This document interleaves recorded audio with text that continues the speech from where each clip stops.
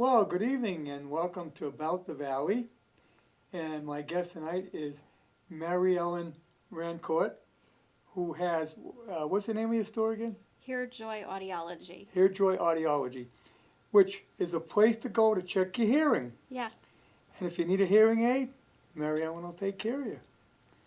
And I think people, we tend to make sure we go to the eye doctor, especially if you're diabetic. Mm-hmm. You go to the doctor on a regular basis, but people don't think about getting their hearing checked often, do they? No, and I think we should do it more often. So you mentioned diabetes. Diabetes is a common cause of hearing loss, ear ringing, and balance issues. There is a very strong link between the two. So it was just recently added to the toolbox for managing a patient with diabetes. The CDC has added hearing testing every couple of years to the management of a patient with diabetes. I didn't know that. I'm diabetic. I'm not bad. I mean, I'm in great shape for it. I took care of it right away. Yeah. But I never knew that. It causes changes in the ear, the same as your eyes or, the nerves on the bottom of the feet or whatever. Yeah. They check my feet. And when I go to the diabetic clinic or I go to the doctor, have you got your eyes checked? And I say, I go once a year. I wear glasses. I have contacts now. And I'm wearing contacts tonight, but I have worn glasses since the 5th grade. But I never knew about the hearing situation. Now, I did get my hearing checked. Good. About, maybe a year ago. I guess I had here. I can't think of the name of their place now. But they're in Westboro. Oh, okay. You might know them. It'll come to me. Dr. Lee? Not Oh, Dr. yeah. Lee, Yeah. the father and son team. Mm-hmm. Because, I know him from WCRN. Oh, okay. They do a radio show. Oh, good for them. And they had me come in. But he found that it wasn't, I could have used one, but I'm not that bad. On the edge. Yeah, I'm on the edge, so. So in another year or two, you keep an eye on it, Yeah. see what happens. Well, one thing I do is I try to lower the volume on things like the radio or TV. Because even in the car, if you make your ears work, I feel you'll do better. You know what I mean? There's something called auditory training, and there are auditory exercises you can do. There are online programs. There's stuff your audiologist or speech path can give you. It's not actually going to change the levels at which you hear. You'll still hear at the same level. Mm-hmm. The practicing is good. We do that a lot. We mentioned cochlear implants earlier when we were talking before we Yes. started. And with cochlear implant patients, we have them practice every day for a half hour. And those sorts of things that you do to practice can be beneficial to maintain skills. It won't actually change the levels at which you hear, but you'll maintain some listening skills. Oh, because hearing is extremely important. I mean, you wouldn't be able to. You can't talk if you can't hear. It's hard to know how loudly you're speaking. So a symptom of hearing loss is that you talk too loudly. Yes. Or that your speech gets a little mushy. So your sounds aren't quite so crisp. That can be a sign of it as well. So there are a number of reasons to hear, not just communicative, but also safety, mental well-being, maintaining your cognitive abilities. There's a strong link between unmanaged hearing loss and quicker cognitive decline. So in the elderly now, it has been deemed one of those things that you can control to stall off cognitive decline. Oh, I can understand it because you're not living in the world, you might say. You start getting cut off and you kind of Right. keep backing out from interacting Yes. and getting mental stimulation. And right now it is a big concern in audiology. We're concerned about a lot of the elderly who are cut off right now. And we're seeing a lot of elderly who are sort of getting by with their hearing loss, and they're coming in now because with the masking and all of the social distancing, they're having a harder time. I mean, especially if it's an elderly person who's alone. Yeah. You have no one. At least if you have a husband and wife, you can talk. Yeah. But if they're all alone, there's no one to talk to, and they can't go out. And it's going to be really tough. And A lot of people have set up, Zoom calling and video calling with their elderly parents. I've had patients who have actually handed devices out the storm door and their adult child will set it up and kind of sneak it back in through the door to try to keep people engaged. Yeah, So, I have one gentleman, he gets on a Zoom call every day with his daughter for 30 minutes, and they just visit just to give him some good stimulation and interaction. yeah, that's one, the savior we have is the communications availability we have today. I mean, if this was 20 years ago, wouldn't have any of this to be able to handle it. Yeah, it would have been hard. Yeah. We can even program hearing aids through smartphones. So I can be sitting on my couch at home and program your hearing aid. Yes, when I talked to the Wees, that's what they told me. Yeah. In fact, that's what they do now with hearing aids. You program it on a computer. Yeah, we've been doing that for probably 20 years now. And then in the last couple of years, it's gotten to the point where we can connect into people's smartphone, and then the smartphone connects to the aid. And we can't totally program it, but we can adjust it.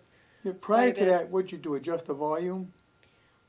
There are a number of parameters we've been able to adjust for quite a long time on the computer. Prior to them being programmable in the early 90s, we did it with a screwdriver. There were little screwdriver controls on the Yeah, side so of it, and we'd So play how with it. accurate could you be, whereas you can now put the hearing aid in and get on the computer and get it right to what you want? Yeah, we can measure the performance to make sure it's where we want it to be. So you use a prescriptive target based on the hearing loss. So you need a good hearing test. You put in the age of the patient, the experience of the patient, and you come up with a target value. And then I can put a microphone in the ear and measure the performance of the aid in the ear canal and make sure it's matching the target to actually prove it. 508-266-0990. Give us a call. Don't wait till the last minute, because then we can't get you in with the call. That's what people call it 5 minutes of. Oh, okay. Oh, that's I what the buttons tell are. people, call early. Yeah, I mean, the technology has gotten unbelievable. You always think it's not going to get better. Like, I'll listen to a hearing and I'm like, it can't possibly get any better than this. And then But a it year or does. so later, you're like, wow, it actually does sound better.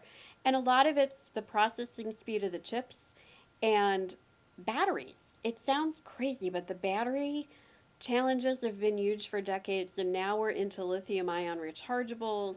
And Yes. we're able to do more with battery life. In about the last year, we've even gotten better at doing direct Bluetooth connection between the hearing aid and the cell phone. We've been able to do iPhone for a while, but now we're starting to be able to go direct to Android phone. Their Bluetooth is a higher battery drain.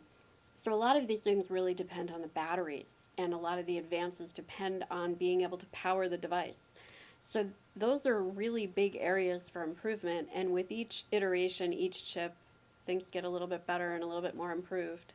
I think the rechargeable is a big step up, because you had to deal with those little tiny batteries and change them all the time. Now you just plug it in at night, next morning you got a full charge.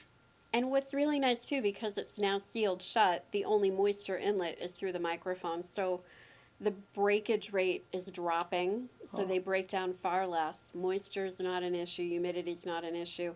And as a pediatric audiologist, for me, it's nice that the kiddos can't get into the battery compartment and swallow them. Yeah. I've had adults swallow hearing aid batteries, but not quite as often. They drop it and think it's that Tylenol that they dropped. And Well, yeah, especially small kids, it's no big deal. Kids put everything in their mouth, especially the little ones. Yeah, because you actually probably fit some babies, right? yeah, I've fit babies as young as about 35 weeks gestation, so preemies. I've gone into neonatal intensive care units and fit babies with hearing aids before they've gone home, just to make it a Wow. little easier on mom and dad. If you can get as much done as possible before they go home, it's a little bit easier. Well, it's also important because we learn to talk by hearing.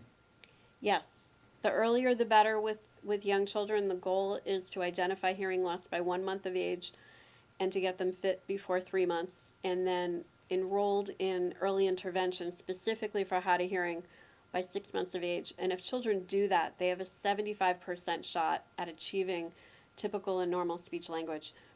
If they wait till after that, if those milestones are not met, the chance of ever achieving normal language can fall quite a bit to a 75% chance of never achieving normal speech and language. So it's a Oh. huge impact on school districts, the school systems.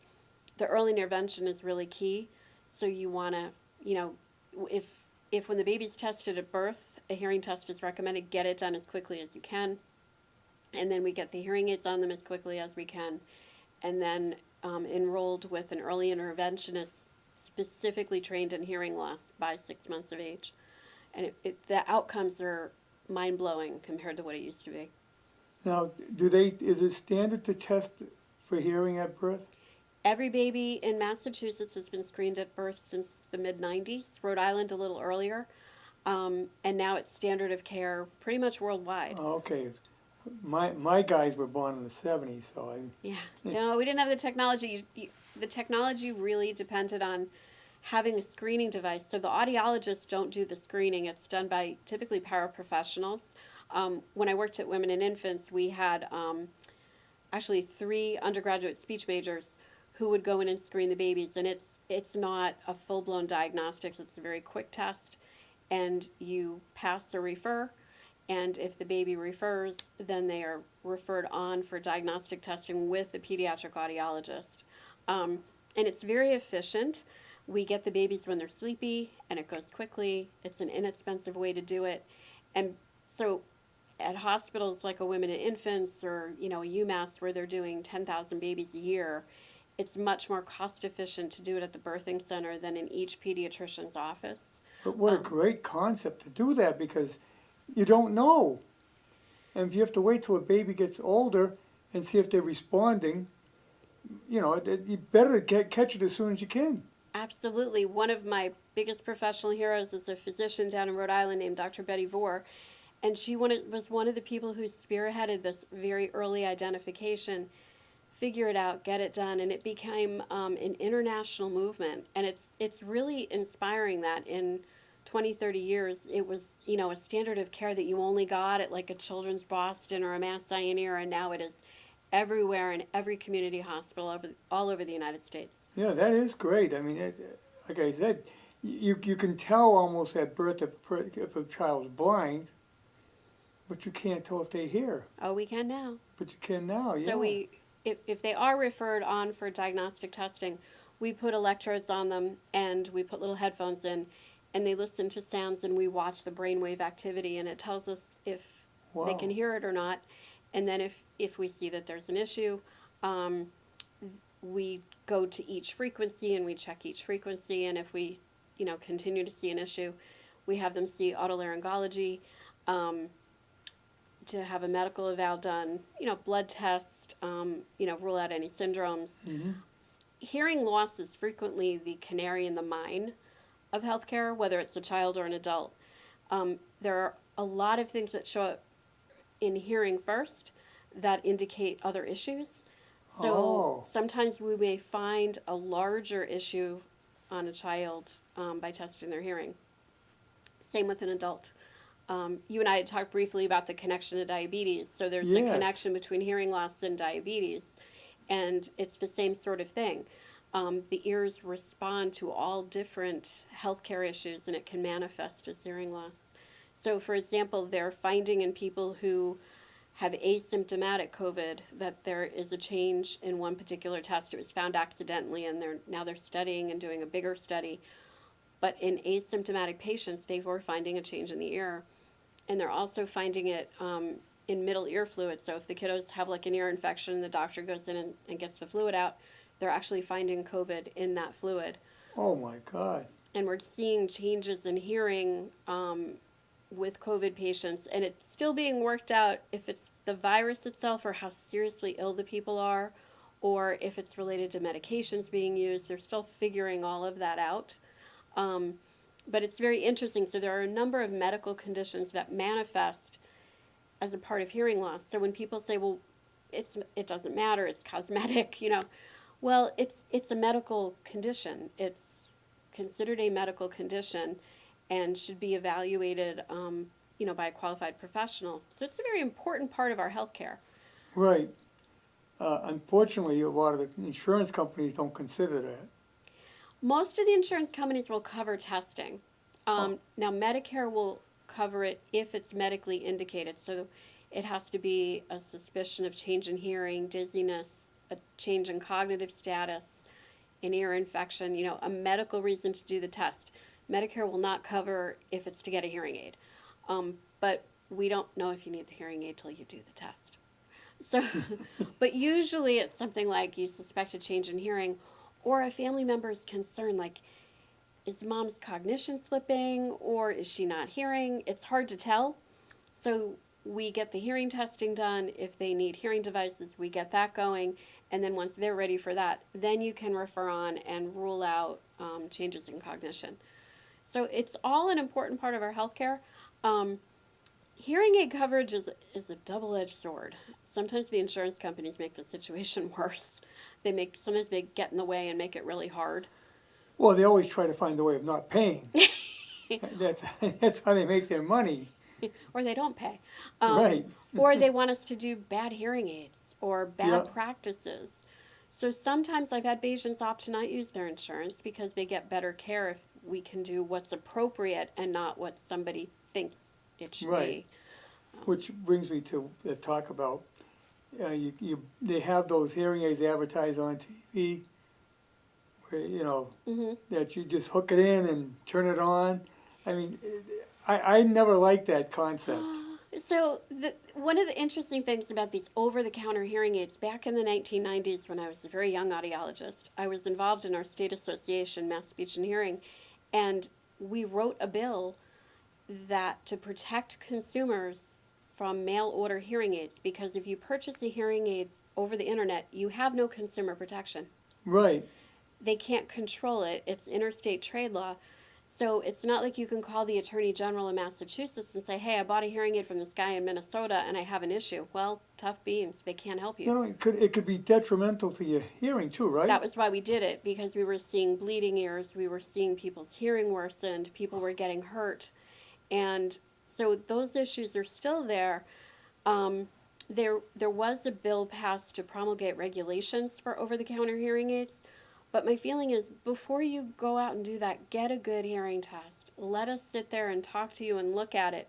I've had so many patients over the years that hearing loss was the first sign of a major problem. And I've never forgotten a patient I met early in my career. She was about 10 years older than me. The first symptom of her brain tumor was a change in her hearing. Oh. And because we tested her hearing, we saw what looked like a pattern related to a brain tumor.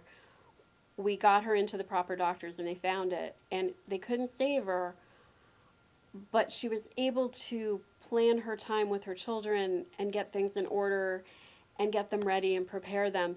So when people are like, get it checked, and my own brother refused to check his hearing for years. It's like, I worked for the phone company, I'm deaf because of the phone thing, and blah, blah, blah. Wouldn't do it. He gets an earache, he goes to the doctor cleans his ear, and his hearing came back. His ears were impacted with wax, his ears were fine. And he, for years, But he never refused to knew go. that. Never knew.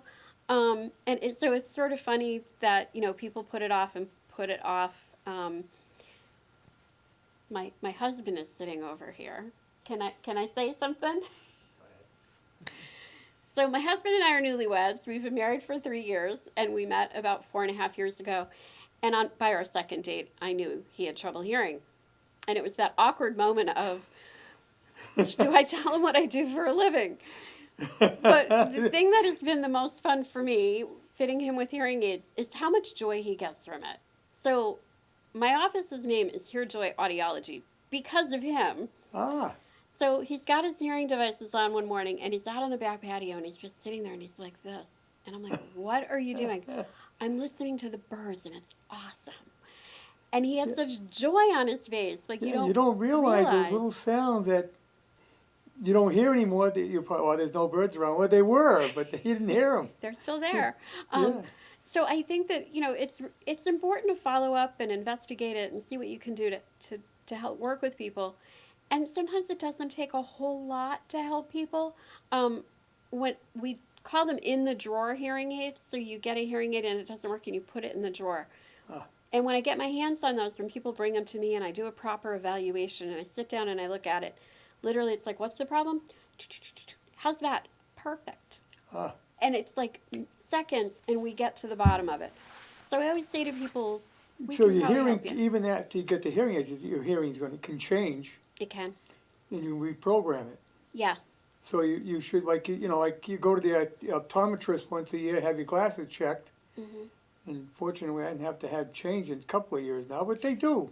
They do. And you're saying what you're hearing, so then you go to your audiology clinic and have it checked. Yeah, so I like to check the hearing aids about every 6 months. I clean, I check them, answer any questions. Yeah.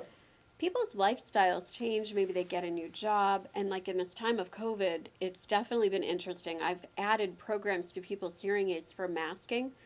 So when they're Oh. talking to somebody who's got a mask on, I put a setting in in the app on their phone, and they can tap that on while they're talking with somebody through a mask, and then when they're done, they put it back to its normal setting. And when COVID's over, I'll go in and delete the program. So Another there- job for the phone. That's amazing. Oh yeah, so my phone's over there. So we can put an app on the phone specific to your model hearing aid. You can adjust it. You can do all sorts of things. It's got a memory in it. Some of them have like hearing aid low jack, where the phone isn't going to tell you if the hearing aid is moved, but it will tell you the last place it saw it. So if you open it up, you lost your hearing aid, it'll tell you, oh, okay, the last time the phone saw the hearing aid was in the driveway, which means it's in the car, or at school, or, at your office. Wow.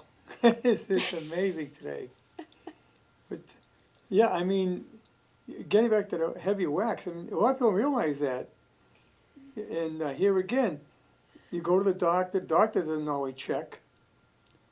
Sometimes people look really quick and they don't realize Yeah. that there's a ton of wax in there, and it really can get in the way. Unless you go to an ENT, they don't generally check that.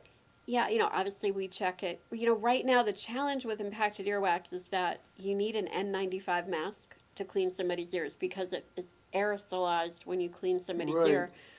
A lot of physicians right now are like, yeah, we need the N95 mask for bigger and better things.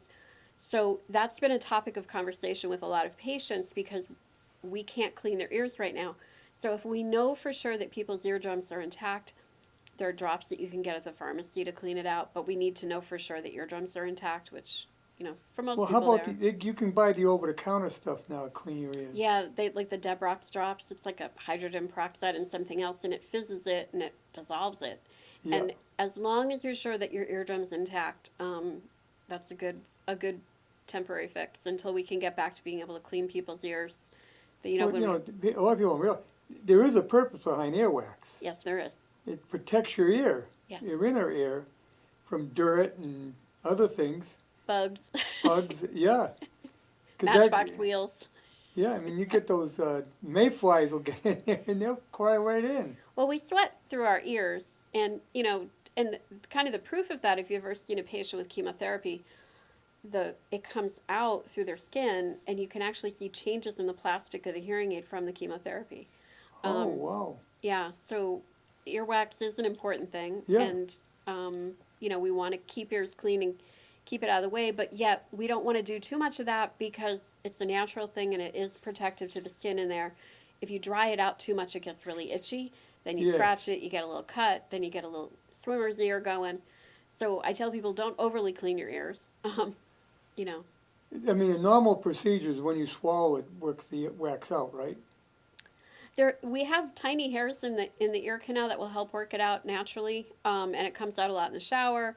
Some people just build it up. If you wear hearing aids or you use earbuds a lot or hearing protection a lot, you tend to push it back in and it can get impacted.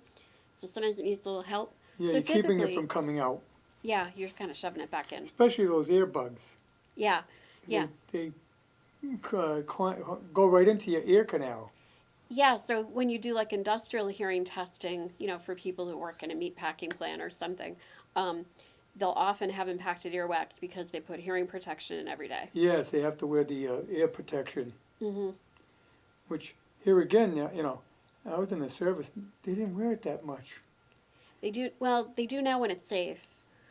I do work with a decent number of veterans, and they've gotten much better about it. Yeah, well, back when I was in, it was not uncommon to get perforated eardrums. Yeah.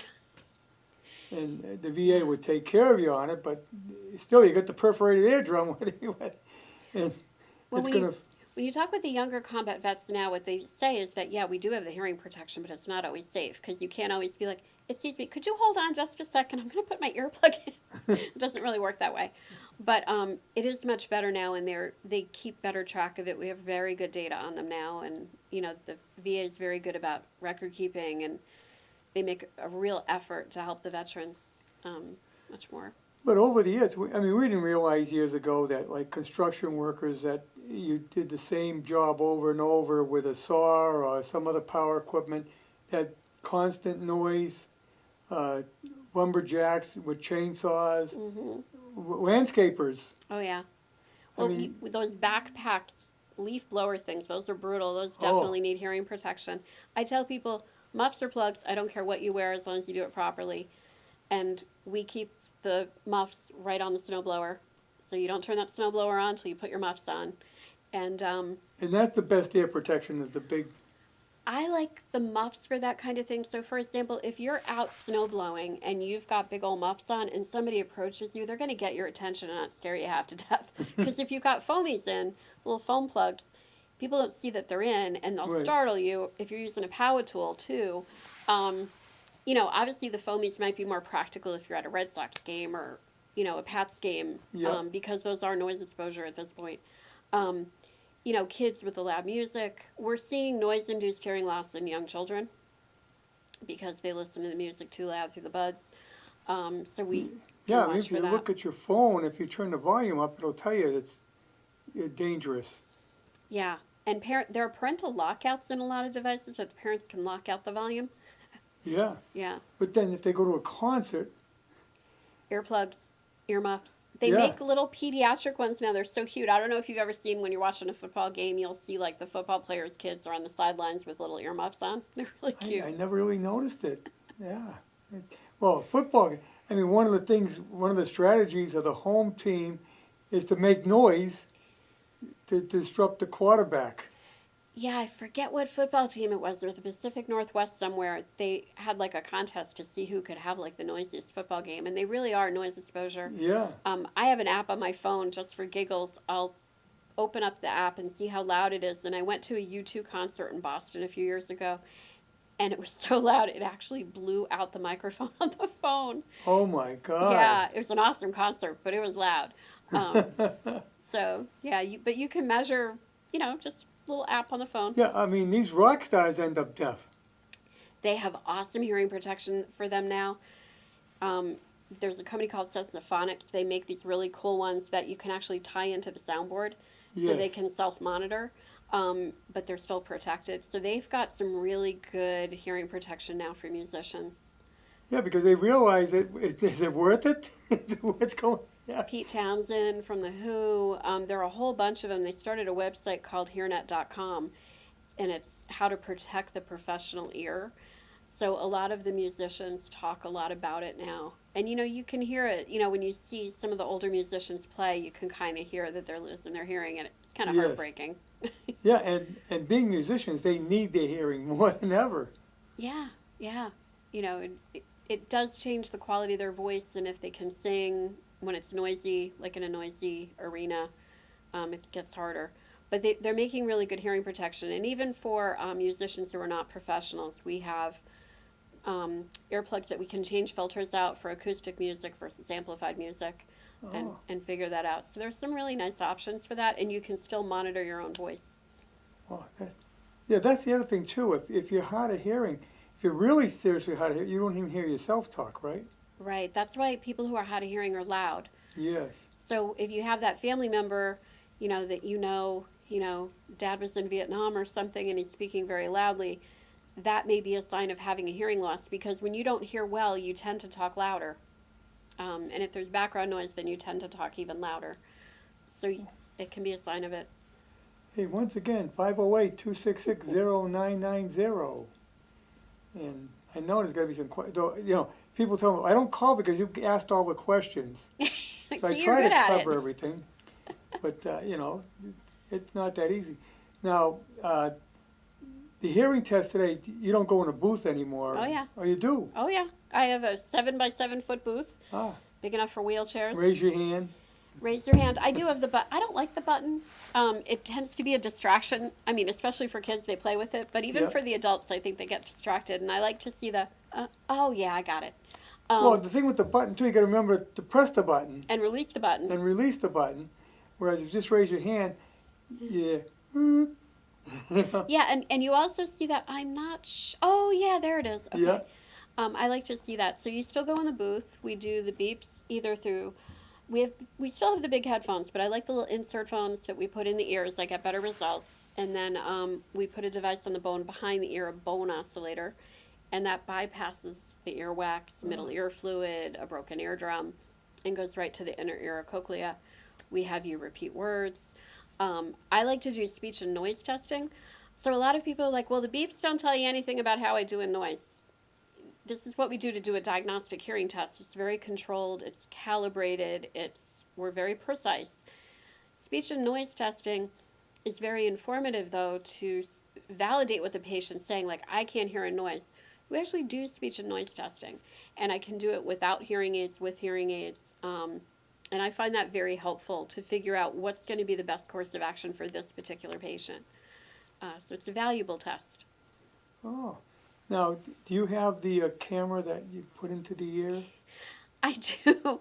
It's funny you asked me that question. I bought it for COVID. I always thought it was a bit of a gimmick because I love my LED otoscope. I can see really well. Yeah. But the video otoscope, the benefit right now with COVID is I don't have to get as close to people. So it's kind of arm's length, and then it shows up on my computer screen. Yeah, I had that with the Lees. Mm-hmm.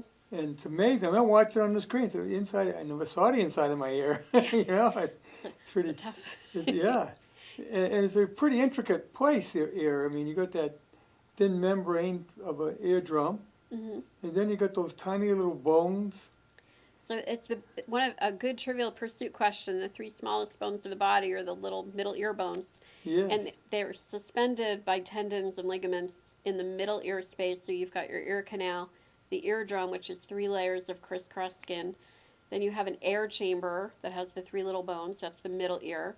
That's where kids get ear infections. So when our ears get congested, it comes up the eustachian tube from the back of the sinuses in the throat, Yes. and the mucus gets caught up there, and then it should be filled with air. These 3 little bones vibrate, and then they're attached to something called the round window. And when it hits the round window, it moves fluids in the inner ear, and when it moves the fluids in the inner ear, it goes over hair cells, and then it triggers a message to the brain that you can hear. What So- the human body is an amazing machine, really, when you think about it. What you're able to do. I 30 years into this, and I'm still fascinated by the ear, which, Yeah. says something. There's always something new to learn. We're always learning new things. A lot of the research now is looking at the neural synapses between the ear and the nerve, and what can happen to the neurotransmitters and things like that. So there's always new work going on and new research. I mean, if someone injures their eardrum or the bones in there, is it still possible to get them hearing again? Oh yeah, that's actually a relatively easy fix. So I've ruptured really? 3 or 4 times flying, and my eardrum usually grows back within a couple weeks. On occasion, if an ear is Oh, so they'll grow traumatically, back. it's skin, and it'll grow back. It'll leave a little scarring.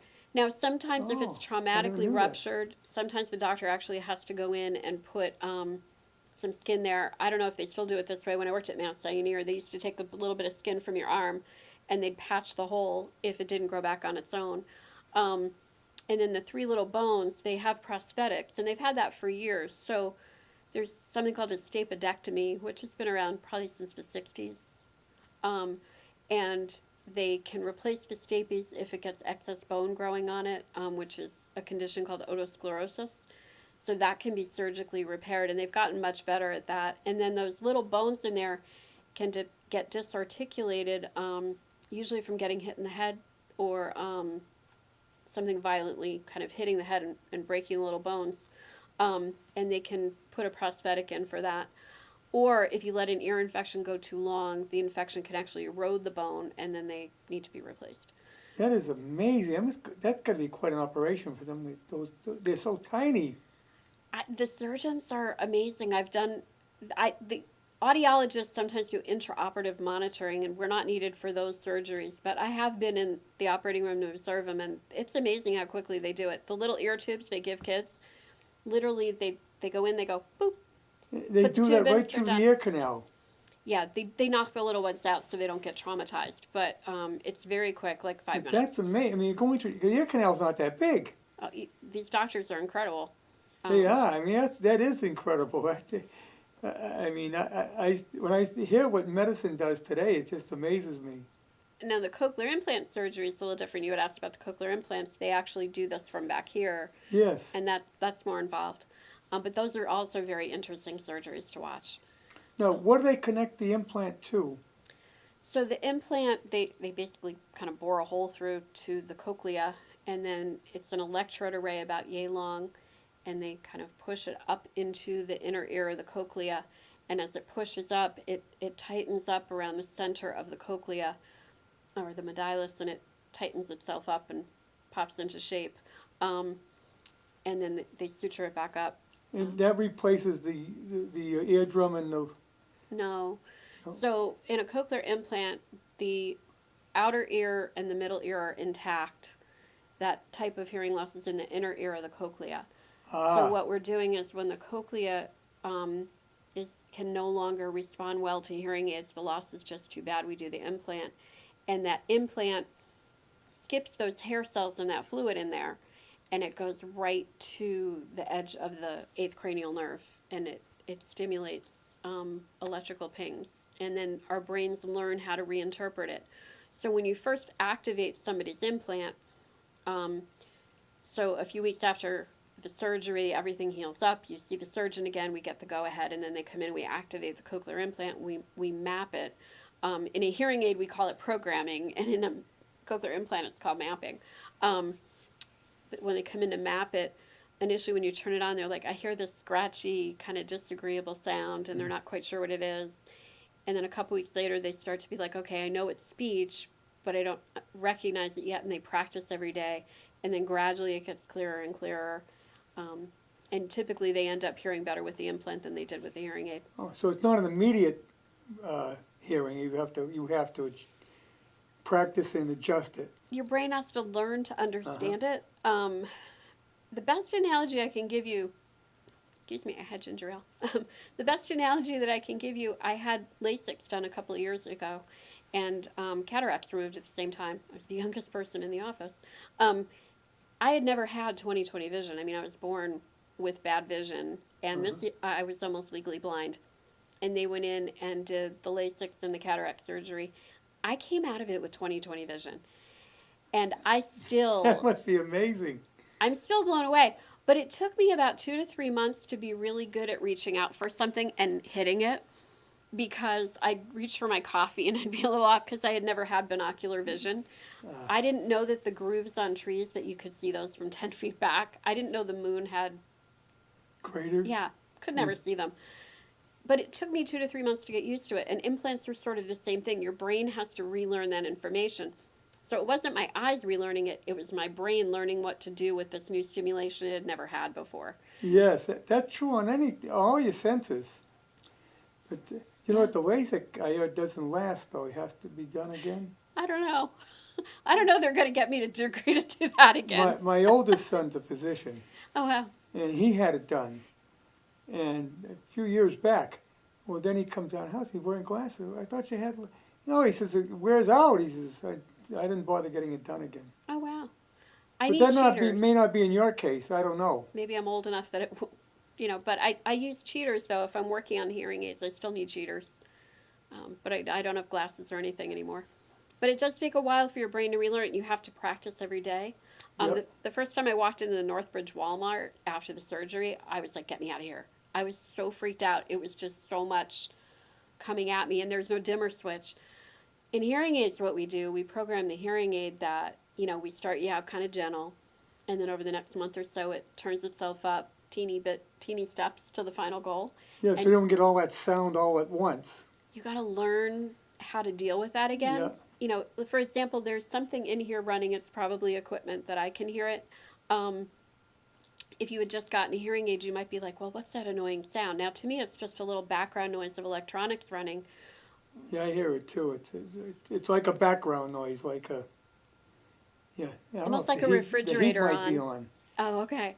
I don't know. We usually shut it off, but because it gets picked up sometimes by the microphones. But Oh, okay. But to a new hearing aid user, they have to learn to push that into the background again. So we still hear it, but it doesn't bother us. But to a new hearing aid user, that's like a really vivid sound. So you need to sort of relearn how to categorize that. well, you know what? That segues into another thing: tinnitus. Yes. That is quite common, isn't it? Incredibly common, yes. Yeah.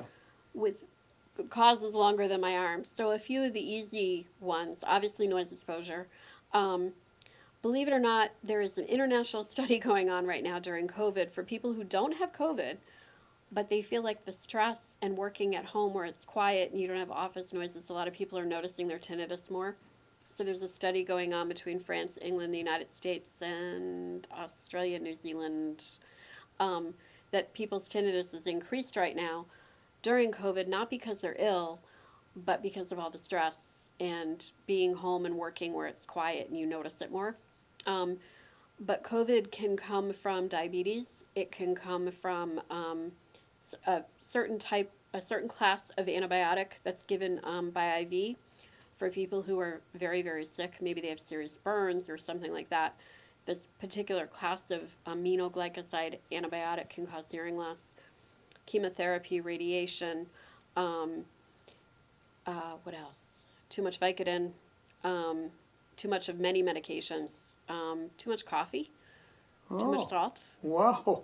So there are a number of things. So caffeine can make it worse or exacerbate it temporarily. Too much aspirin can cause tinnitus. So there are a number of causes. We try to get the easy, low-hanging fruit first. Make sure it's not wax in the ear. Make sure it's not an ear infection. Make sure it's not a sinus infection. Look at the easy stuff. Make sure that people aren't taking too much of something. Too much Red Bull will do it. And get to all of that first. And then we obviously check the hearing, test the hearing, learn as much as we can first. You don't notice it if there's a lot of noise around because it gets drowned out, right? Yep. It's when you're quiet. So especially when you go to bed, you put your head down on the pillow and it's quiet. Yeah, and that can drive you crazy and it may keep you from sleeping. I work with a lot of patients, so I do a lot of tinnitus work. So there are a number of things that we can do to help people manage it. I liken it to having a bad back. So when you have a bad back, we may not be able to go in and fix it, but you take a little massage, a little acupuncture, the chiropractor, exercise, get a good chair, wear good shoes. You do all these things, and we figure out what works best for the particular patient. Tinnitus is similar. So we have the pharmacist review medications. We look at your caffeine intake. We look at all the easy stuff, noise exposure, and then we help you figure out the best way to manage it. Do you use a pillow noisemaker? Do you use a fan on in the room? What can we do to make it better for the individual patient? And there is a lot that we can do to help people. So you would add some noise to the room with that? Yeah, because it does block it out. Now, for people who actually have a hearing loss, one of the most efficient things to do is just wear a hearing aid, because then you hear the background noise naturally and you don't notice Because hearing it. aid can eliminate it, right? And we can put tinnitus programs into the hearing aid, and we can also do it if you don't like having a tinnitus program in there. You can stream whatever you want from your cell phone. You can stream a podcast, music, whatever you like. You can put a timer on it so that the sound lasts until you fall asleep. And then it turns itself off. It would play in the hearing aid. So if the wife's laying next to you or the husband, either way, they wouldn't hear it. Mm-hmm. So you don't have a TV going that both have to listen to. Mm-hmm. That's pretty good. I like that idea. And there are more sophisticated devices, and I'm not sure this company is still in existence, but they were doing something kind of cool where they had put it into, not an iPhone. I'm not an Apple person, the music Apple thing. Oh, yeah, I got one too, and I can't think of the name of it. iPod. Thank you. And you kind of strap it on the arm, and Yep. we match the tinnitus on an iPad, and then we download this information into the thing, and then it plays this sound at night, and fatigues the response, and then you don't care anymore. I'm not sure the company is still in existence. There were two of them that were doing this. You know, we've found a number of different things that can be helpful for people. So before people just want to blow it off and say it's not a big deal, I say come in, get it checked, we talk. If I see any indicators, I might send people off to ear, nose, and throat just to make sure everything's okay. But yeah, I wouldn't ignore it. I had a gentleman the other day. It turned out it was actually a vascular issue, so it was a good thing that he came in. Your knowledge, you're almost like an ENT. Really, I mean, it's amazing what you know about it. What you know about what your audiology business. It's amazing. I mean, we're talking medical terms here and everything. So Well, you really get into it. well, I'm not a physician. I have a doctorate, but I'm not a physician. Right. So, yeah. Oh, you have a doctorate. Well, then you are a doctor. Yeah. Like Dr. Biden. Just not a medical doctor. Exactly. Yeah. Yeah, so when I went to school initially, you had to have a master's to be an audiologist, and then they upgraded it to be a doctorate.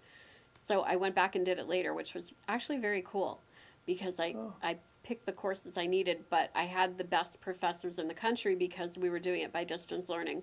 Oh, So where'd you go to school? Undergraduate Rutgers, then I went to the University of Connecticut for my master's, Oh. and then Salis, which is outside of Philadelphia. Oh, good schools. Yeah. Yeah. But a long time. Yes. And there was a long break between the master's and the doctorate. I worked for quite a while, about 14, 15 years between the two. With your doctorate now, you wrote a thesis. No, this was considered a clinical doctorate. I Oh, did write a okay. bunch of papers, but it was focused mainly on the things that were invented after I went to school. So a lot of the vestibular testing or the balance testing, a lot of the brainwave stuff, new technologies for children. I did a business management course. I did classroom noise, classroom acoustics, public policy. So there's a lot of public policy around hearing. I just talked to a gentleman yesterday about serving on a jury. So there's public policy about everybody has the right to be on a jury. Yes. There's public policy around hearing aids and access, closed captions. So there's a lot of public policy around hearing loss. And working with the school districts, I've done that quite a bit as well to make sure that children have access to the curriculum. So that's a big one right now. When I went to school, it was a long time ago, but when I it was in grammar school, they had mandatory audio tests. Mm-hmm. You remember everybody sitting at their desk and but Oh, he raised his hand. Yeah, yeah, I know. I don't know how accurate they were. They had mandatory eye tests too. Yeah. That's how my mother knew I needed glasses. But do they still do that? Oh, yeah. Yeah. So obviously at birth, before kindergarten. But the school system does it as well? Yeah. So it might be the school nurse doing it. Sometimes it's a speech language pathologist. Some districts will call in somebody to do it for them. So when I worked in Rhode Island, we had an audiology assistant that would go out to preschools and check all the kids. No, this is in the lower grades. I don't think they do it. They do it, I want to say it's kindergarten, first grade, third grade, one more time before they go to high school, and then like once in high school. Oh. I think. Well, that's even more than when I went. When I went, it was basically at the grammar school. And So if you look at all of the things that children could be born with, hearing loss is the most common of all of them combined.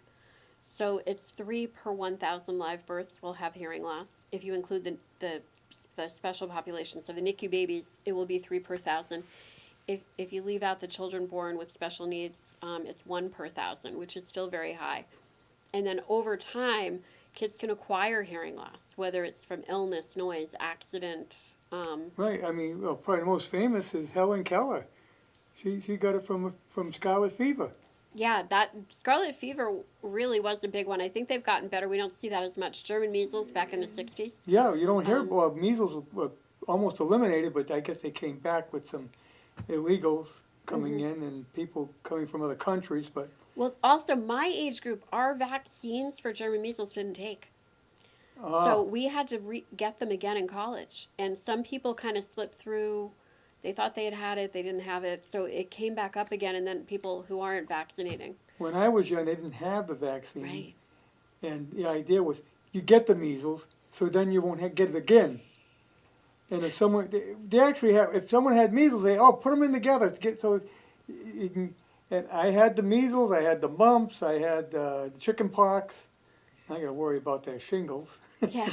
No, my mother called that, I think she called it the summer of hell when all 4 of my brothers got every single one of them. Yeah, I mean, She was like, yeah, there was no vaccine, so that you just got it, and then hopefully you managed through it. In fact, when I had the measles, my father got them at the same time, and that that's was not tougher good. for him because he was older. They could get really, really sick from that. And same Yeah. thing with chickenpox. So a lot of the kids aren't, getting those diseases necessarily, but, they are getting other things. A lot of the kids with the concussions, obviously. Yeah. So we're seeing a lot of noise-induced hearing loss in kids. There are a lot of toys. Like every year a list comes out of the toys not to get your kids because they cause hearing loss. Yeah. It is amazing. But, years ago, if someone didn't hear, there was no lot done about it. They end up calling, and I hate to use the phrase, but they called them deaf and dumb. Yeah. And that's so ridiculous because they're not dumb. It's just that how That's a could you horrible learn term. to speak if you couldn't hear? Well, and we've come really far, and there are all sorts of things. Like, I'm a big proponent of sign language when appropriate. Sign language Yep. is a huge help, and a lot of people get nervous about teaching little ones sign, but it's still easier to talk. But if they know the sign, at least they don't get The frustrated. little ones pick it up quicker. They're so good at it. And because when they're really little, that's easier sometimes than talking, but then it switches over and it's easier to talk than to sign. It's a wonderful skill. When my sister-in-law found out that her daughter was deaf, which she helped, cured it. I mean, she's doing real well for herself. But she sent us to speech to learn sign language. Good. And I'll be damned if I can remember any of it. I mean, I just having a hard time picking up on it. You got to practice it. Yeah. Yeah, and I took it in college, and the professor laughed at me one day because I'm left-handed, and I would do every single sign backwards. She's like, "You are dyslexic in sign language." I'm like, "I'm left-handed." Yeah, I guess if you don't do it right, they call it, they have a name for it, I forget what it was, but she was saying that. Because people who know sign language know if you're doing it right. Oh, yeah, yeah. And, I mean, in some cases, I guess, if you can't cure the hearing, that's the only way of communicating. There are still some situations where a cochlear implant's not going to work, and there are still people that will do signing. And I had a mom who put it really well. She goes, "He's not going to have the cochlear implant on all the time. If we're at the pool, he's probably going to have it off. If he wakes up Yeah. in the morning, it's probably not on yet." So they continued with the sign language so they could communicate if his device broke. She just felt that it was better and safer for him to have the extra training. So it's always a good idea, and it's always been a hotbed of a discussion, especially in Massachusetts, between different schools for the deaf. My feeling is throw the kitchen sink at the child, give them every way to get language, and the child will tell you what will work. I'm a firm believer in you watch the child, and the child will dictate the best way to proceed. You have to watch them and give them everything you can give them, and they're going to continue and use what's going to work for them. I had a little girl, everybody thought she was aidable, that she would do fine with hearing aids, and she picked up sign language, and she kept with it, and when it came time to look at a cochlear implant for her, when they scanned her, they found that she couldn't do a cochlear implant. The kid was right. She picked the right thing. Yeah. So again, the children will tell you what they need. You just have to watch them and kind of trust that they're probably smarter than you are. Like my niece, they thought you were going to have cochlear implants, but then the hearing aids worked out for her, Good. and she knows her sign language, and they were communicating that way. But now, if you would talk to her, you wouldn't even know. Yeah. And so a lot of people who have a hearing impairment have a slur, or their voices. Not as much now. But you don't see, yeah. It's Not as much now. The hearing hers- aids have gotten hers is really perfect. good. And You'd never know. we're aiding the kids before 3 months of age. Yeah. So we're So getting them on them right away. They're learning to speak properly. We're getting to it earlier. So early in my career, we would pick the kids up at age 2 or 3. That's very, very late in a child's development. we really want to get at the hearing. So I always tell people, everybody thinks that you have to wait till the kids are big to test them. So when they're tested at birth, we have ways of testing them if they're unable to respond. What a great idea. I think it's the best thing going. I mean, Yeah. yeah, because you nip it in the bud. You get out ahead of it. Yep. And then by 6 months of age, when they can control their head movement, I can test them here in my office. So we have little dancing toys, and we teach them the toys light up and dance when there's sound. And a 6-month-old who can control head movement will do that endlessly for you if you flirt with them and make funny faces at them. I want to talk about your office. Your office is located right here in South Grafton. Yes. In the plaza, next to the Valley Liquors Yeah, and Colette Motors. and Colette Motors. Yep. It was an old bank, and it was perfect for an audiology office for a few reasons. It could hold the weight of the sound booth. The booth weighs 4,000 pounds. Oh, It's a large booth. but it and held it safe so it could hold the sound booth. it's a concrete slab, and then Yeah. I like it because there's no steps. It's easy in, easy out. So the parking spaces are right there. So if mom's carrying a baby or you're bringing in an elder parent, it's easy to get people in Yep. and out. The office was well designed by the bank to be handicapped accessible. We didn't really have to do much to it. It still looks like a bank, actually. At some point, I might change it, but we actually kind of like it. We have a drive-through window. How many people have a drive-through Here you window? go. Drive up hearing aids. Well, so we have a running joke. We can't get the door to open, Oh, but we do have the window, and I can actually program hearing aids through the window. So during Oh. COVID, you can sit out in front of the office, and I can program your hearing aid from inside. wow. Okay. So. And why don't you give your phone number out?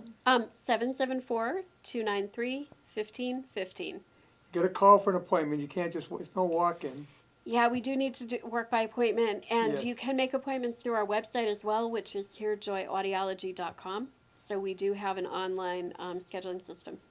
And I think it's a great idea. I'm gonna probably, I had mine Come checked see me. about a year ago with the lease, but I'd probably come in next year and have it checked, especially after the COVID. Yeah. You might have a little hearing. I was supposedly, I had it back in December, but I didn't feel anything, but I got a sore arm now. I had a sore arm ever since. Oh, wow. That's interesting. Probably my leftover. Everybody seems to have something left over from it. Yeah, some people it's a change in the hearing and the tinnitus. Yeah. I had somebody today, a change in his balance. So, I first get up out of bed, but I had that vertigo before. did they figure out why you had it? Nope, but the doctor did is send me to therapy, Oh, good. and it cleared it up. Good. Because I said, I don't want to take medication if I can help. I'm on enough, I'm diabetic, so I'm on enough different medications. Arthritis, diabetic. The older you get, the more things they find to put you on. Yeah, well, and falling is a big concern, you know, Yeah. especially for a I wasn't diabetic. that bad. I'm not that Good. bad now. I'm not. It's just a little bit, and it's only very temporary. Yeah, and if you know, you can kind of get ready for it. But vertigo is a symptom, it's not a disease. So I always tell people it needs to be checked out. Yeah, it's in within the inner ear. It can be, yes. Yeah, because that's where you get our balance from. Interaction of our eyes, our ears, and our musculature. They Yeah. all interact, and there's a point in the brain where all the information gets shared. Yeah, I mean, it is not normal to walk erect. Most animals don't. Oh, yeah. It's only humans that do that. Well, we gotta go. We're running out of We time. do. Well, thank you, Mary Ellen. Thank It was you. very interesting. Good, We'll have thank to have you you. back again on this. Yes, absolutely, thank you. And we'll see you next Wednesday on 3 and 11.